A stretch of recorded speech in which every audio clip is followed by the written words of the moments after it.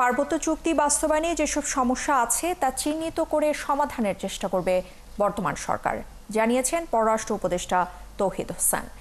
শনিবার বেলা 11টায় রাঙামাটিতে পার্বত্য চট্টগ্রাম উন্নয়ন বোর্ডের রেস্ট হাউস কনফারেন্স রুমে পার্বত্য চট্টগ্রাম চুক্তি বাস্তবায়ন এবং পরিবীক্ষণ কমিটির সভা শেষে এসব কথা জানিয়েছেন তিনি।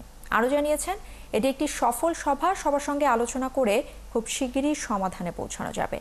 সভায় বক্তব্য রাখেন পার্বত্য চট্টগ্রাম বিষয়ক উপদেষ্টা সুপ্রদীপ চাকমা, পার্বত্য চট্টগ্রাম আঞ্চলিক পরিষদের চেয়ারম্যান যতীন্দ্র বোধিপ্রিয় লার্মা, পার্বত্য চট্টগ্রাম বিষয়ক টাস্ক ফোর্সের চেয়ারম্যান সুদত্ত চাকমা সহ পার্বত্য চট্টগ্রাম বিষয়ক মন্ত্রণালয়ের কর্মকর্তারা। আমরা বিষয়টা আলোচনা করেছি অনেকগুলি বিষয়ে। একটি বিষয়ে আমি সবসময় বলে থাকি, সেটা হলো যে সমস্যা সমাধানের প্রথম পদক্ষেপ হচ্ছে সমস্যা যা আছে সেটাকে স্বীকার করা। আমরা মনে করি যে আসলে চুক্তি বাস্তবায়নে কিছু সমস্যা রয়ে গেছে, সেই সমস্যাগুলো আমরা সমাধানের চেষ্টা করছি এবং আজকে আলোচনা অত্যন্ত আন্তরিক এবং সৌহার্দ্যপূর্ণ পরিবেশে হয়েছে।